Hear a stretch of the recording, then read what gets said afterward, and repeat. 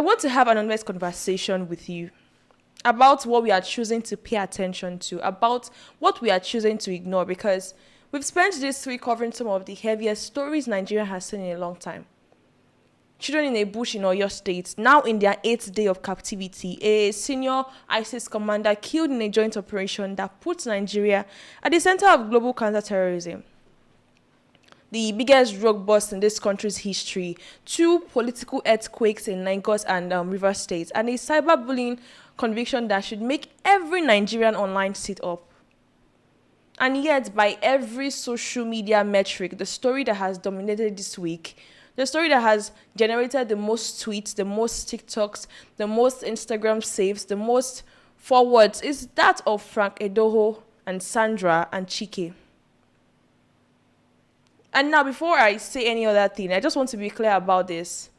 I'm not saying this story is not real. I'm not saying that the allegations in it are not serious. Some of them are.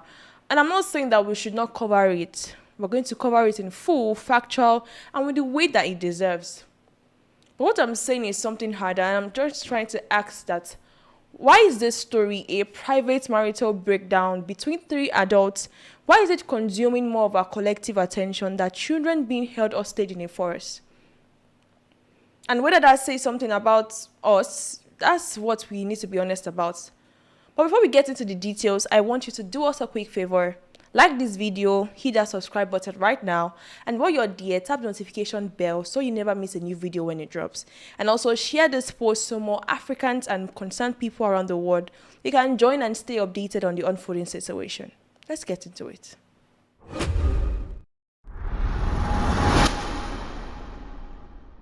So first, let's know who we are going to be talking about. We have Frank Edoho, the veteran broadcaster, the long-time host of Nigerians Who Want to Be a Millionaire, one of the most remarkable and recognizable faces on Nigerian television for over 25 years. And he's known for being calm, being composed, articulate, the man with all of the answers. Then we have Sandra Onyenucheya, who is his estranged second wife, the CEO of luxury interior design brand, the Viva Bella Designs and Viva Bella Home. And she's a successful entrepreneur who has built her own name independent of her marriage. Then we have Chike, the popular Nigerian singer known for romantic love songs. His primary income is performing at high-end weddings, charging millions per booking, and his entire brand is built on love, loyalty, and romance. Then we have Catherine Obiang, who is Frank's first wife, a broadcaster married to Frank from 2003 to 2010, and they have three children together, and that marriage ended, and Frank moved on, and in 2013, he married Sandra, and he had 2 more children. Then in June 2025, Frank Edoho publicly confirmed for the first time that his marriage to Sandra was over. He said that it ended in December 2022, and he called it devastating, and he gave no other reason. And Nigerians just noted it and they moved on. Then in early May 2026, a clip from an older podcast interview resurfaced online, and in it, Frank discussed how he handles conflict in relationships. Let's take a look at the video. The best punishment I can give a woman is malice. I can stay in the same house with you, I'll not talk to you. If you cross the line, my wife knows now, I am the king of malice. I'll not talk to you. I will be whistling with my children. Oh, I love you. I'll be doing all those things. I say, okay, daddy's going out. What do you want me to buy for you? I'll go out, come back late. That is the beating that suffices physical ones. Why are you going to beat a woman? Then what? I don't do that. So anybody that says from any corner, crack, or crevice that brings out the proposition that I beat women, the person is a big fool, because I support women. And that clip divided Nigeria immediately. Some called the prolonged silent treatment emotional abuse, and others just said it showed a man who is choosing restraint over violence, and the debate was loud, and it just sets the stage for everything that followed. On May 10th, 2026, gossip blogger Cutie Juice published a post claiming that Sandra, who is Frank's estranged wife, had been romantically involved with singer Chike, and that post, it spread instantly across every platform. And then Frank did something that nobody expected. He reacted in the comment section of one of the viral posts. He did not confirm anything directly, but the fact that he reacted at all, it was read by almost everyone online as an indirect acknowledgement that something had happened, and social media ignited. And days later, gossip blogger Cutie Juice shared what she described as a leaked voice note, allegedly featuring Sandra and Chike in that conversation. And in the recording, Sandra sounded deeply distressed, and she's explaining the pressure she was facing at home. And Chike, in the same recording, he sounds worried and he's just concerned about what exposure could do to his career, specifically his relationship with the wealthy married couples who book him for weddings. Let's take a look at the recordings. Hi, Nawa. What's up? Good. What's up? These 3 days, these are you so married? But that's me. What do you mean? No, what's up? What's up? How far now? Are you breathing? I'm breathing. I'm trying to. Are you breathing? I'm trying to breathe. I said I'm trying to breathe now. I said breathing. The heck? What, you want me to answer it like that? He's not silent. Are you breathing? Oh God. Please leave me alone. Okay, I'm breathing. Are you breathing? I'm breathing. How far? What's up with you?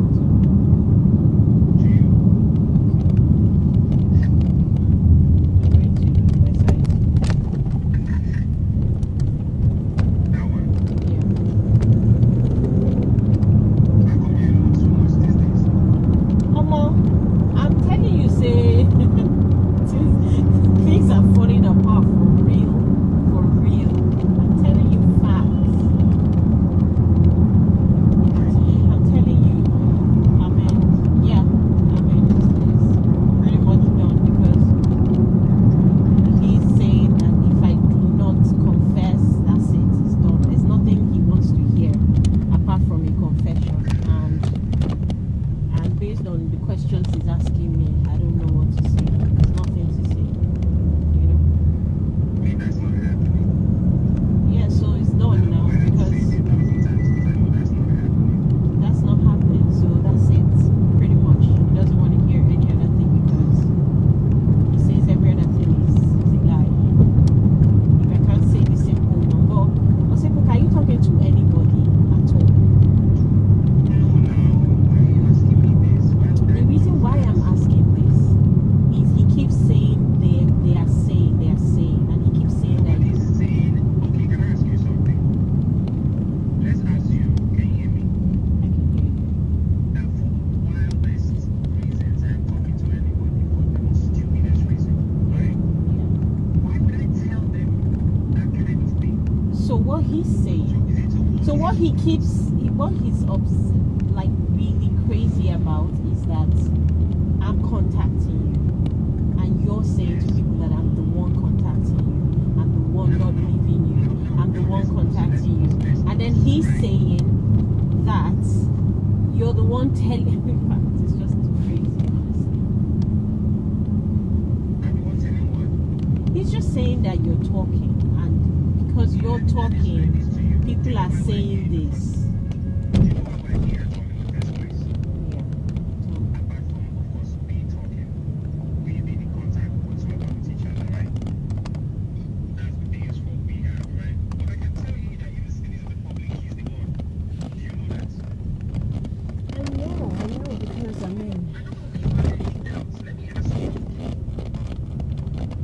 And now, neither Sandra or Chike, they've publicly confirmed the authenticity of the video, of the recording, but the audio has spread widely regardless. And on May 14th, Sandra went to her Instagram stories and she did not hold back. She posted a lengthy statement titled, and I want to be precise about her words here, "Surviving a bitch-ass nigger, Frank Edoho."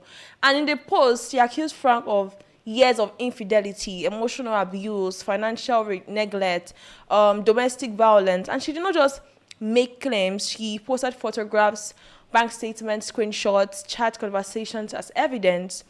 And she wrote, choosing to remain silent may give mixed signals to the narrative that a sadist and narcissistic peddles, making everyone believe he's a victim, and choosing to marry a man, raising our beautiful kids, single-handedly building and growing a successful design business, and giving myself wholly, undiluted, and faithfully through and through. And that post shifted everything.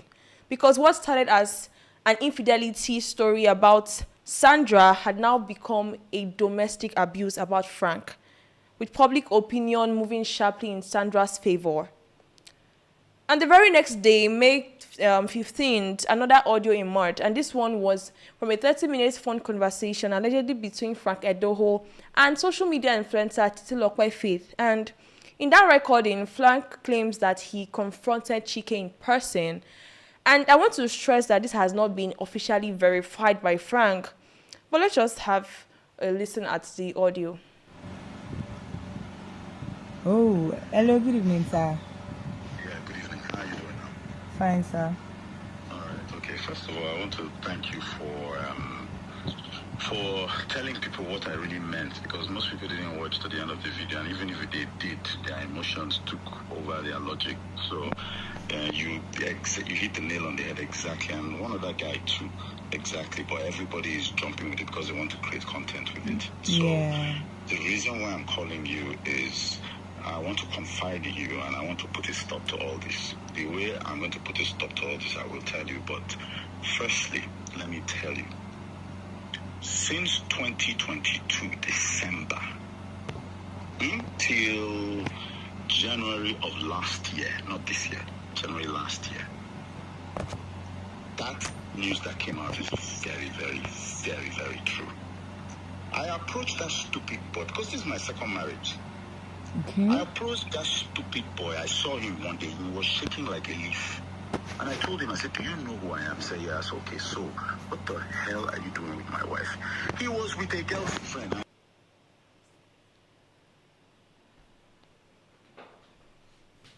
Said about old women. He had a serious girlfriend he wanted to marry. She's young. So all that crap he was talking about, old women and everything. He had a girl that he wanted to marry that was engaged to. The girl, her name was Precious. I met him and I told him, I said, if my wife is stupid enough to want to cheat on her husband, why would you, a small rat, encourage it? And he went, is that what she told you? I said, dude, I have your recordings. I said, I knew I have your recordings, you talking to my wife. And I told him, I said, see what? I said, me, I am not somebody. If the woman was worth anything to me in terms of like before, when I married her, before she started all this nonsense, I said I would have shot you in 2 kneecaps. You would be confined to a wheelchair. So she's really not worth it to me. Because if a woman can do that to the husband repeatedly, with this same guy, repeatedly. No, I'm just pouring my heart I out totally get it. so that you understand the thing that I had to go through. I have evidence to burn 2 of them on a stick. I have evidence to burn 2 of them. I have like 6 recordings. I have a text message the idiot sent to me apologizing. After that day I met him, but they still went back at it. See, let me tell you, I have been facing this thing. Some people knew, but I held it to my heart because I have 2 boys. I told that guy, I said, I have 2 boys from this woman and I want to raise them. Leave this woman alone. Maybe she will come to her senses. Then I will overlook it. I'll take one for my sons. They continued. In the audio, she's the one encouraging the guy. I don't know what I did to deserve that. Let me tell you something. That woman, I sent her to school in 2010 to 2011. We were married then. That was when we met. She went to school, came back, and she said she wanted to go work. I said, you should do a business. What do you like to do? She says she likes skincare and interior. I said, skincare is going to get you a lot. Let's do interior. So she did. I found her first carpenter for her. I raised everything I did. I studied interior design photography for her for 4 years. I was very good at it, and the reason why most people don't know is that I had just one client, her, and she wasn't paying me. So I was doing all this for my wife until I raised her to the extent that trouble now started. So she felt that she was big and started an affair with this guy. Leave the guy, she will not agree. There was a time that I left her. I said, okay, let me just go. I left for 3 months. I went and stayed in a hotel. She was looking for me for 3 months, crying, crocodile tears. Finally found me. Finally got me out of the hotel. I came back only for her 2 weeks later to go back. I have the recordings. So now, the thing that annoys me, see, my own is this. I was ready. I held all this evidence. I left on my own. So there was one day I couldn't take it anymore. I now said, all right, give me back my ring. And she fought me for that ring. I took the ring back. Then she went and called her father. Her father stays in Houston. And said, oh, that man handled her. I said, okay. Then the father said, okay, leave the house. So the next day she packed from the house. I had had it already. I waited. She packed everything from the house. I closed the door, changed the locks. My boys were still with me, but she said she needed time to go and fix the house. Next week she comes back. I think next 2 weeks she comes back, knowing that I did not chase her, I did not even do anything. Because me, when I told her, I said, see, I hope you know what you are doing, because when this thing goes down, I will not come back. And that's what happened. She came back and said, oh, do you miss me? I said, yeah, sorry, you are done. You are done. A month later, she came and picked my kids, went.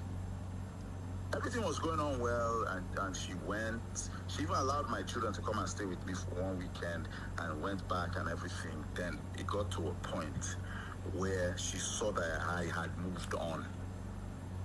Because you are with your boyfriend now, so me, I said, okay, me too. Me, I will go. I wasn't outside, but I wasn't going out because I was just focusing my heart, my soul, my strength on that woman. Then I went out. All it took was she just saw me with a very beautiful girl and everything. She lost it and went and took me to court that she wants a divorce. So it was just like anger.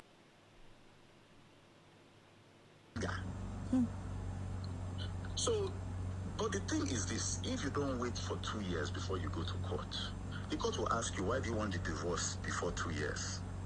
You have to show proof. And I told her friends, I said, tell her that I have proof that she was misbehaving. So she shouldn't take that case to court, because she was asking me if I should pay her 4 million every month for the children's upkeep. I said, well, it's not going to happen. So anyhow, let's go. When I brought the evidence in front of the judge, the judge just said, please, you know that there are children involved. I say, well, according to this case, I'm the defendant. She's the plaintiff. So I think you're talking to the wrong person here. I'm merely defending myself. And that, all those things entered into court. I don't know if now it finally, so maybe that information now finally leaked through the court to QT Jules. Now, when the thing came out, so I found out that people were thinking that this thing just started now. So I put out a statement that it's 2 years, I've moved on and blah, blah, blah. All of a sudden, she now starts putting the narrative that, oh, it's the guy's team doing it. So tomorrow, I'm going to release an audio. Tomorrow is going to be a long day for some people, because I'm going to do just that. Because I'm tired of being accused falsely. My first wife, when people talk about this malice thing, they think that I'll just come and start keeping malice with somebody. Exactly. Somebody that I love. Why would I do that? Nobody keeps malice with somebody unless it's like you rightly put it, silent treatment. The person has been like that. Someone cannot come and enter marriage and wasn't doing silent treatment or wasn't doing malice before. Then he starts doing malice. I say if you cross the line, and by line, there are many things line means. I tried everything to stop this woman. I tried that malice, it didn't work. I tried leaving the house, it didn't, for 3 months, it didn't work. I cried, it didn't work. And I was doing it for my children. I got our spiritual mother who will bear me witness, who she's not talking to. Our spiritual mother, who she introduced me to 16 years ago, and that woman is a holy woman. And Nigerians were stunned. The calm, composed, measured man that they knew on television did not just sound calm in that recording, and Frank has not publicly addressed the authenticity of that audio. And on May 17, Chike broke his silence. He took to X, and this is all he said: "Wherever you are not in my corner, I pity my soul." Just one line and nothing direct, but everything implied, and the post generated enormous engagement and even more speculations. Then, on May 18th and 19th, a third audio surfaced, and this one was, again, allegedly featuring Sandra and Chike, and in it, Chike sounded genuinely worried that his career is finished, and he fears that married couples who book him for weddings will not blacklist him. And Sandra tries to calm him down, and to do that, she reaches for an example from her own past. She brings up Toke Makinwa, where in 2019, Toke publicly dragged Sandra online, sharing photos of deteriorating furniture and accusing our interior design company of a tacky job and a terrible customer service. And Sandra had received an apology from Toke at the time. But in this audio, Sandra does not apologize, or she's not apologetic about 2019. In fact, she brags and she says that the controversy with Toke brought her biggest client ever. And she said, as if Toke should even be grateful to her. So let's have a listen at the audio. I don't really give a fuck what would people say. I don't really care.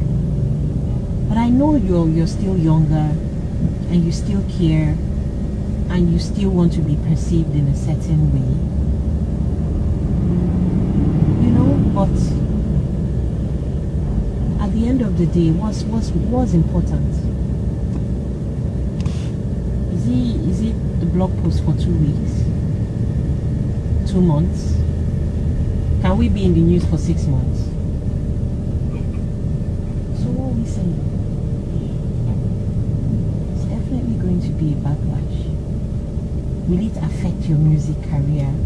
No. Can I ask you a simple question? Let me just ask you now. Do you think that if that happens, that comes to WhatsApp you and let me ask you now, direct? Do you think so?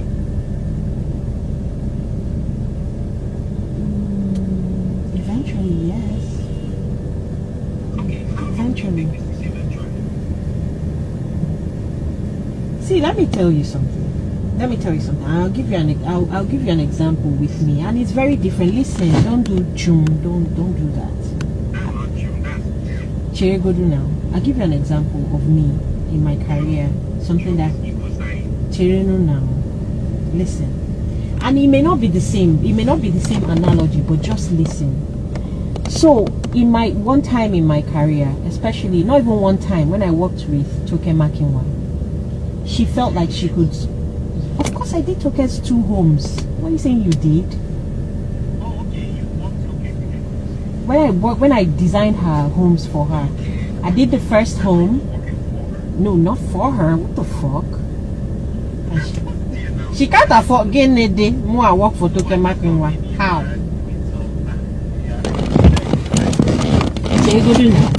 So when I worked in her for her project, first house. 3 years later, she came back, and we were doing the second house, and there were issues that she complained about, and it escalated because she came to social media to rant about it and everything. Do you know that at that point, it felt like she spoilt my business in terms of, because I had an image, let me say, or a brand, let me say, of people, thinking everything was perfect, and she came on social media and scattered it. And that was when I knew that people in my industry had major beef for me, right? I swear down, that's when I knew that nobody even likes me, right? At that period, because everybody had a billion and one things to say about how they perceived me, even people who had not met me, right? So listen now, I'm getting somewhere. My highest paying client came out from that rubbish. That's this guy's house. This is his second home I'm doing for him. My highest paying client came out of all that mess. And when my my client approached me, he met me through that Tokemakinwa, that Insta blog rubbish. He met me, he said, who are these people? He goes to my page. He said, why, if this is the rubbish? When he called me, he said, if this is the rubbish you did for Toke, do it for me. That's what he said to me. Yes, I can't forget him. He says, oh, is this what they're complaining about? Oh, what happened? And I explained, okay, little issues that could have been sorted out behind the scene. And she decided to call me out because I fucking blocked her. I was in Miami and she was blowing up my phone, so I blocked her. And then she felt slighted, right? And I just had the client, and the client was like, you know what, come and do the rubbish in my house. And his first house was in Ikoyi too, somewhere in Ikoyi. And I didn't just do his house, he gave me his friend's other house. So I got 2 projects from that craziness. So what am I trying to say here? I'm not saying that let's say if this comes out, you may have a backlash, but everything will still work in your favor. I'm a huge believer of that. I'm a huge your career will not go down. You may have backlash, of course, all your enemies will come out. That's exactly what was maybe doing that day. I never see anything. You never see any, everybody get enemy now. Me waiting say everybody love me before. Now there I can't no say nobody send your papa. Quite alright. And it was a tough time for me. I'm not even going to lie. But what did it do for me? I had to sit up and rework my whole business. Yes, and I upped my game. What my manager actually said when he said that this was for my fault, but I don't think it was the positive, but it happened. That was it, of course now. Exactly. Improving my music in certain ways that would allow me to work. That is just what it is. Exactly. People don't really care. That's what he said. Nobody gives a fuck. At the end of the day, when I posted my new project, the same people, in fact, I got more followers, and the same people were saying, oh, this is nice, this is nice, this is nice. Those people till today, I don't even fuck with them. People that were really my close people, that I thought, these guys in the industry are my people. Those were the people that showed themselves. That's what I'm telling you. It helps you bring out their leg immediately. Why don't you work on it? Exactly.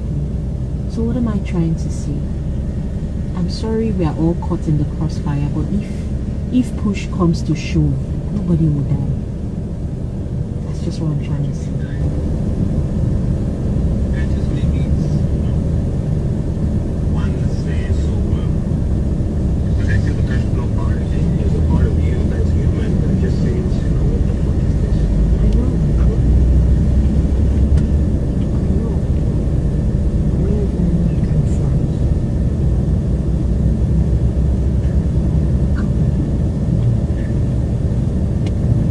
And Toke Makinwa fired back. She posted a response that has since gotten massively viral. She called Sandra as an ungrateful human being that has the nerve to claim that she cannot afford her, but she did her 2 homes, saying that her attitude sucked, and she called her a client from hell after making millions off the project. She basically just said that her finishing was wrong and that she lacked tactics, and she has always been an arrogant. And well, this is 7 years of apparently settled business and one leaked audio, and it all came back very loudly. And then we have Catherine Obiang, which is Frank's first wife, the one who was married to him before Sandra, the one who went through our own ending with this man 13 years ago and has largely stayed silent since. And As all of this was unfolding, fans began flooding Catherine's social media, telling her that the universe had given her justice.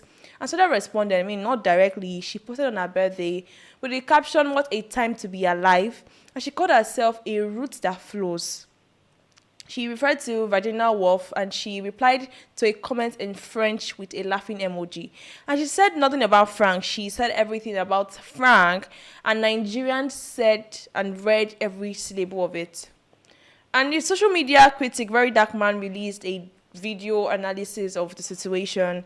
And his argument about Chike was specific and financial. He said that the bulk of Chike's income, it comes from performing at high-end weddings, and that his client base is wealthy married couples. And if those client learns that he had been romantically involved with a married man, they would not book him, and the wedding industry runs on trust.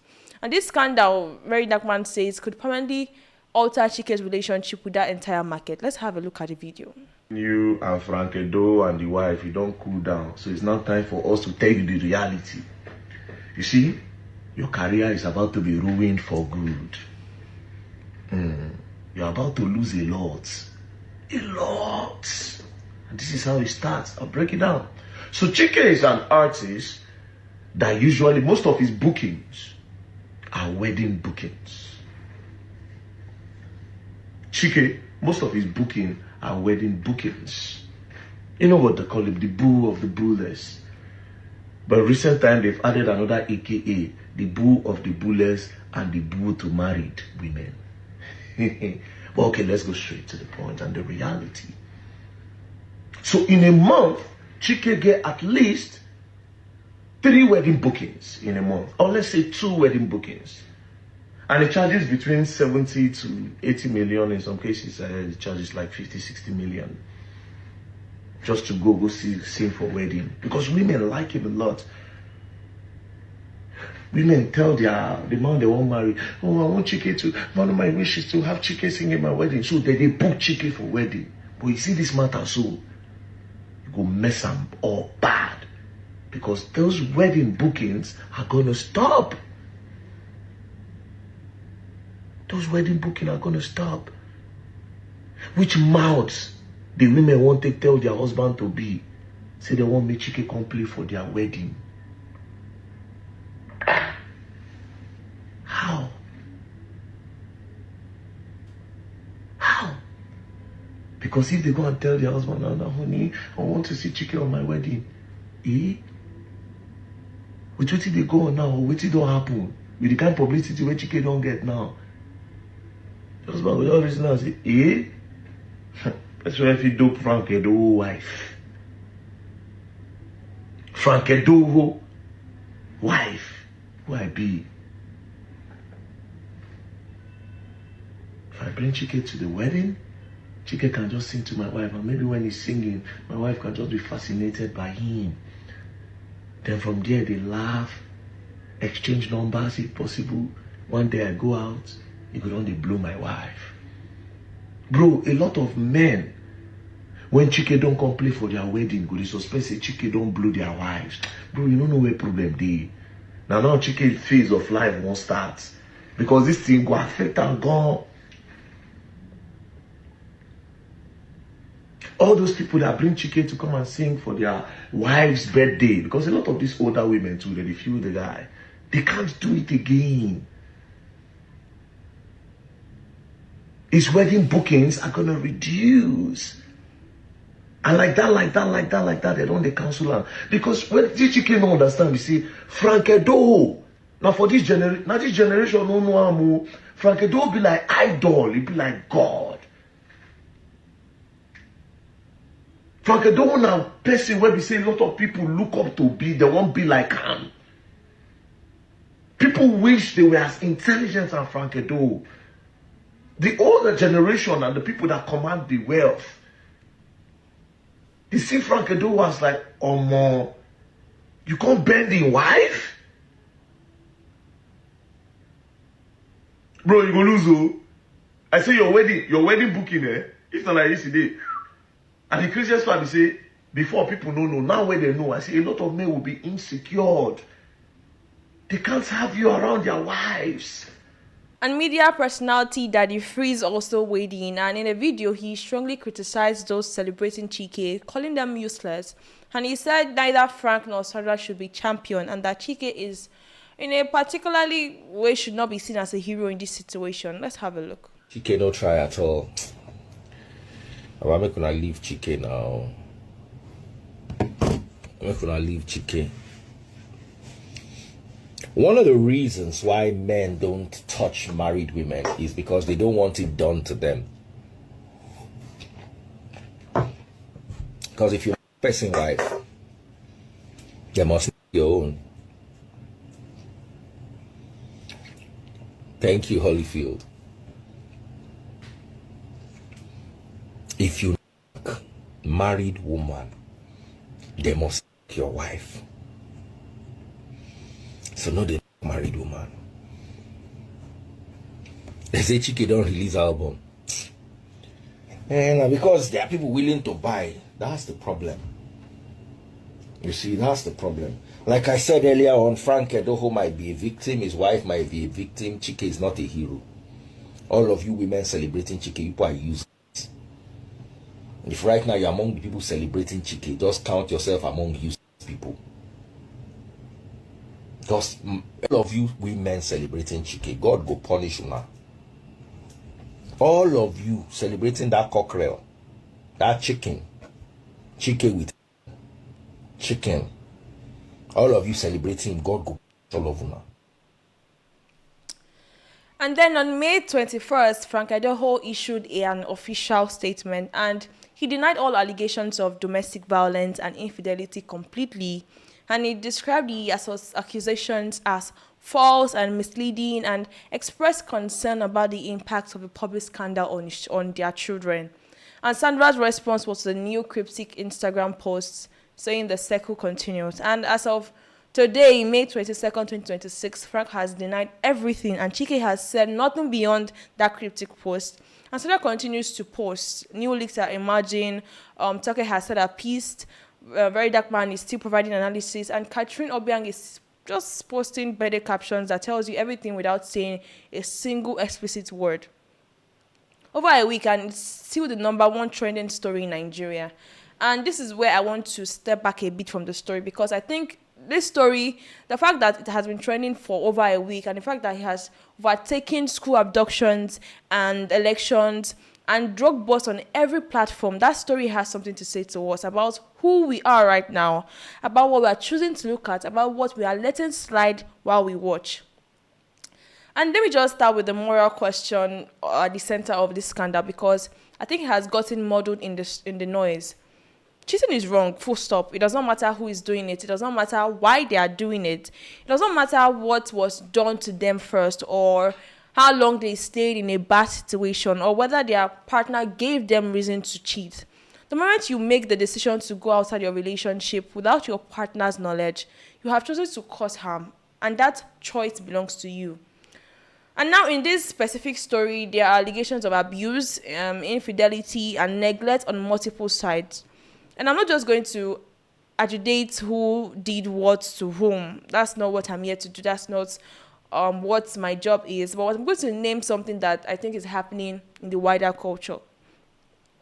There is a pattern in Nigeria, and it's not just unique to Nigeria, but it is very visible here, where the male infidelity has been so normalized, so widely accepted, so quietly tolerated for so long that it has almost become a background noise. So the man who cheats is not celebrated, but he's not held accountable either.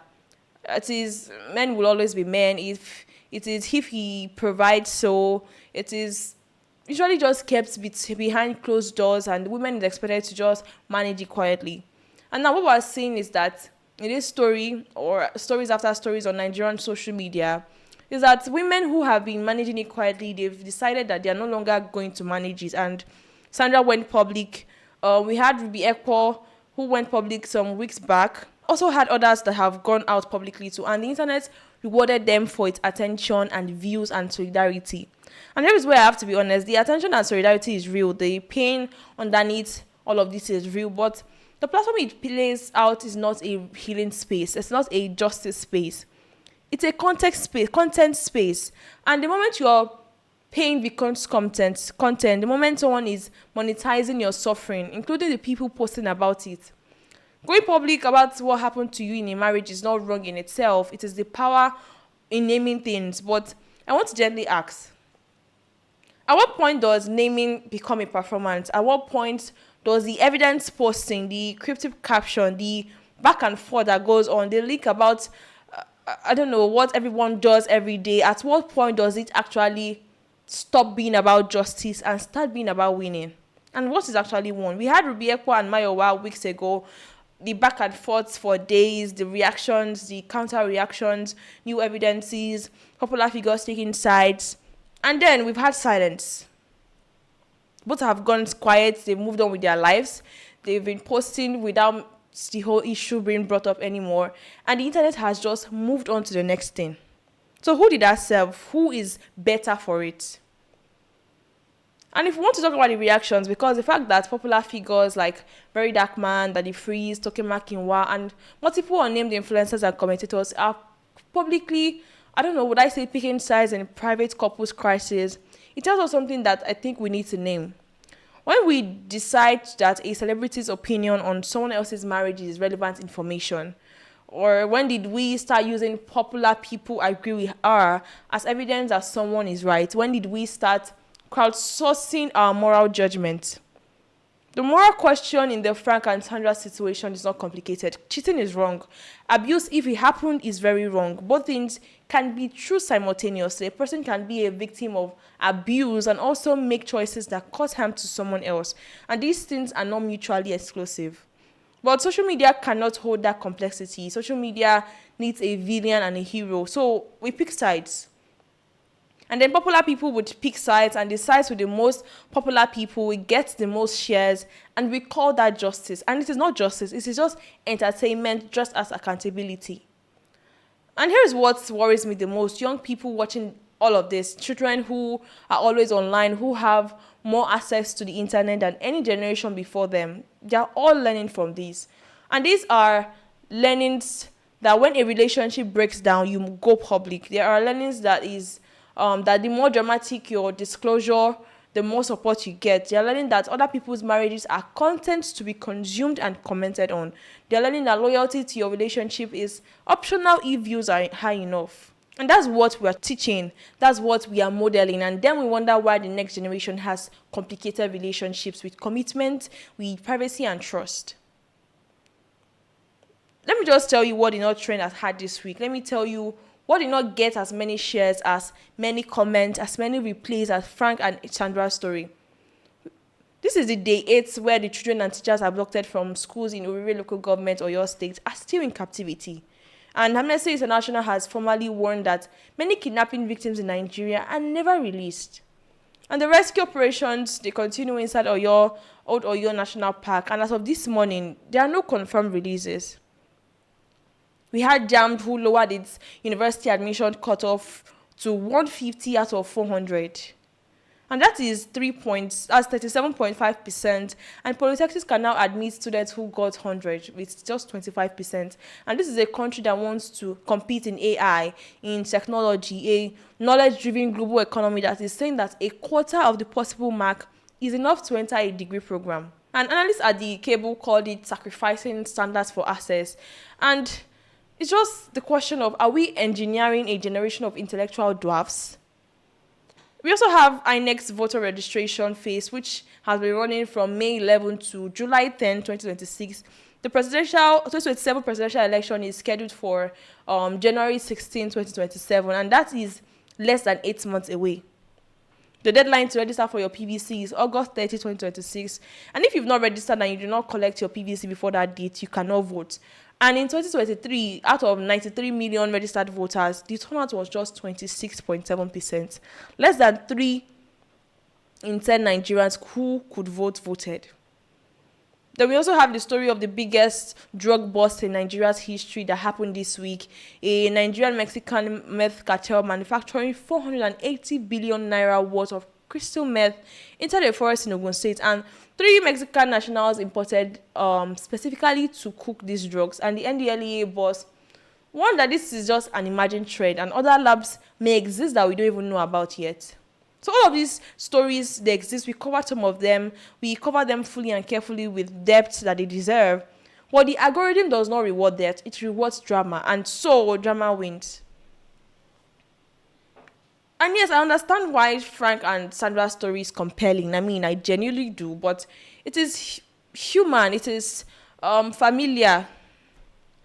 And yes, I understand why Frank and Sandra's story is compelling. I mean, I genuinely do, because it is human, it is familiar.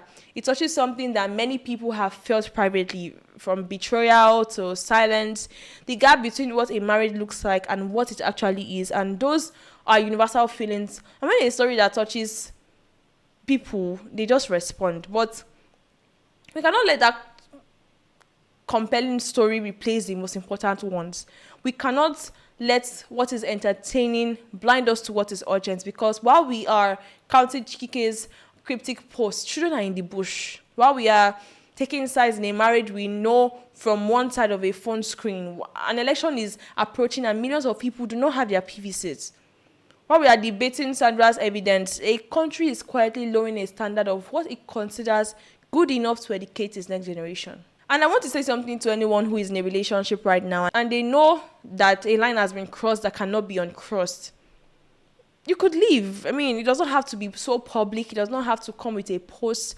It does not have to come with a countdown. You could just leave. And I know that it's easier to say. It might not be so simple. I know there are children, there are finances, there are histories, there are fears. I know that living can be hardest and the most dangerous thing a person does, especially when the relationship involves any kind of control of abuse. I'm not being ignorant about that, but what I'm trying to say is that the moment you know a relationship is over, truly over, the most protective thing that you can do for yourself and for the other person is to just remove yourself from that situation. Not to stay and build ammunition, not to stay and start gathering screenshots, not to stay and wait for the perfect moment to go public.